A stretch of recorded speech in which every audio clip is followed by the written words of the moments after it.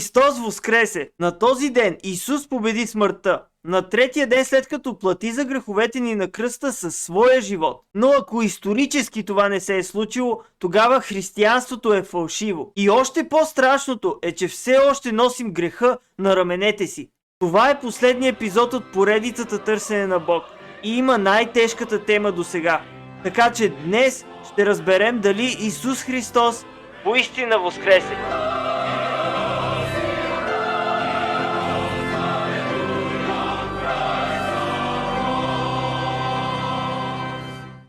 Преди да започнем с доказателствата, първо трябва да припомним събитията преди Възкресението. Исус е арестуван тайно през нощта рано в петък, защото религиозните лидери се страхуват от народа. Той е отведен първо пред еврейските първосвещеници, които обвиняват Исус в богохулство. Решават, че трябва да бъде убит. Завеждат го при римския управител Понтий Пилат. Той разпитва Исус и не намира никаква вина в него. Тълпата и религиозните лидери обаче са непримирими. Те настояват Исус да понесе най-екстремното и най-срамното наказание в цяла Римска империя – смърт чрез приковаване на кръст. Тялото на Христос стои безжизнено на кръста. Римските войници потвърждават смъртта му. Исус е мъртъв, това е факт. Но историята тепърва започва. Тялото му е свалено от Йосиф от Ариматея и е погребано в скала. Гробът е затворен с огромен камък и са поставени двама стражи да пазят през цялото време. Всички апостоли и близки се скриват в Йерусалим и се молят и скърбят. Техният живот също е бил в опасност и ги е било страх. Това продължава десетки часове. На третия ден, в неделя сутринта, жени, които са наблюдавали погребението, отиват към гроба. Когато пристигат, установяват, че камъкът е отместен от входа. При влизане в гроба, те вместо да намерят тялото, виждат ангели, които им съобщават, че Исус не е там, защото е възкръснал. Представете ли си да сте на тяхно място? Учителят ви е умрял и вие отивате да видите гроба и вместо да намерите камъка затворен, виждате, че тялото липсва и че камъка е бутнат настрани. Сигурно са си помислили, че някой друг е бил преди тях и е откраднал тялото. И са били толкова шокирани, че не са повярвали на ангелите.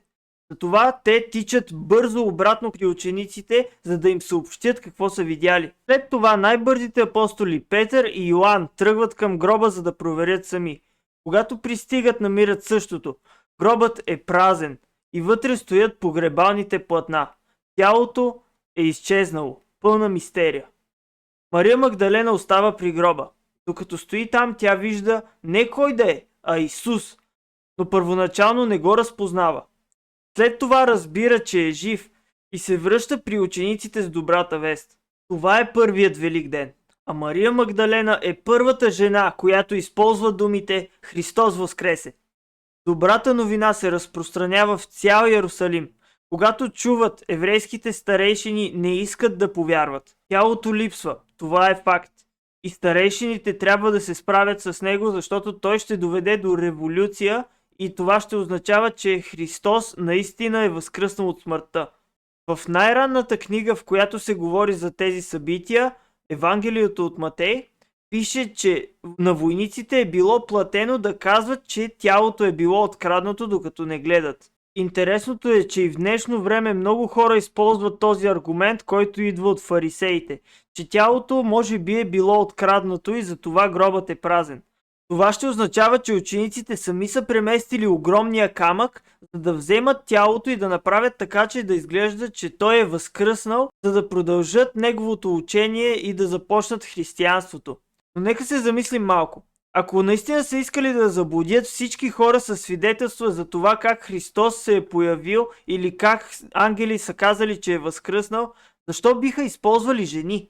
В днешно време те имат всички права, които и мъжете имат, но в миналото жените не са имали право да свидетелстват в съда и тяхното свидетелство няма да се вземе сериозно. Ако искаш години след събитията да напишеш изкуствена история или искаш да заблудиш хората така, че да вярват това, което пишеш, никога не би използвал жени като основните ти свидетели, защото това ще се счете за слабо свидетелство.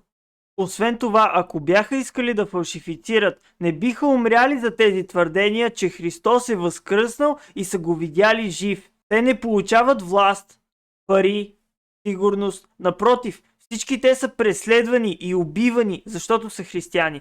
Но това не може да промени истината, в която вярват. Човек би умрял за нещо, в което вярва, не за лъжи. Затова изпират да се крият. Страхът им изчезва заради нещата, които са видяли. Последната теория, която ще засегнем, е тази, че учениците са се заблудили, че са имали видения в ума си или са халюцинирали. На пръв поглед това звучи възможно, но не отговаря на фактите. Първо, халюцинациите са индивидуални, а тук имаме множество хора в различни ситуации, включително групи. Дори Исус се е явил на над 500 души наведнъж. Второ, тази теория не обяснява празния гроб. Дори някой да си въобрази нещо, това не премахва физическо тяло. Трето, учениците не вярват веднага. Те се съмняват и проверяват. Това не е поведение на хора, които лесно се заблуждават. И още нещо важно.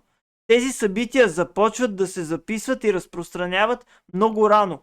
Хората, които са свидетели, все още са живи, когато тези послания се предават между църквите.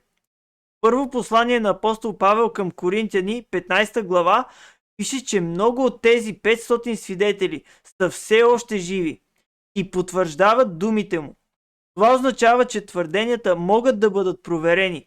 Ако нещо беше напълно измислено, то лесно можеше да бъде спряно от самите очевидци. А вместо това, те са го предали на нас като свидетелство. Така че тази теория може да обясни част от историята, но не устоява на контекста с всички останали факти. Самият апостол Павел, който е написал голяма част от Новия Завет, първоначално не е последовател на Исус.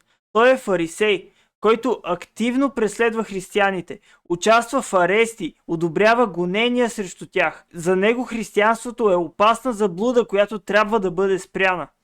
Но по пътя за Дамаск се случва нещо, което променя всичко. Павел твърди, че среща възкръсналия Исус. След този момент животът му се обръща напълно. От гонител той става един от най-активните проповедници на християнството.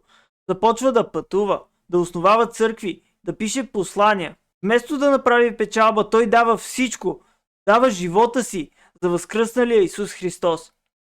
Всички негови послания, които имаме, са запазени от вярващи християни, ученици на апостолите.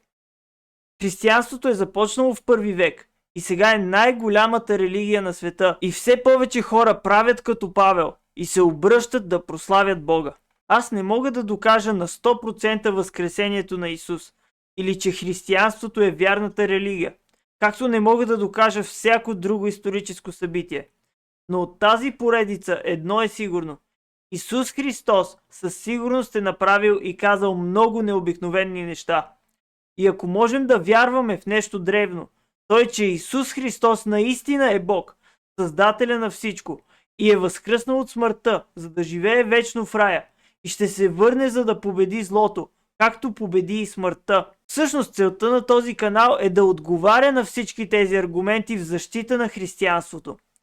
Ако има някакви други аргументи, за които да говоря, моля напишете ги долу. До сега никой не е доказал, че нашата вяра е грешна, но за 12 видеа успях да покажа защо е вярна.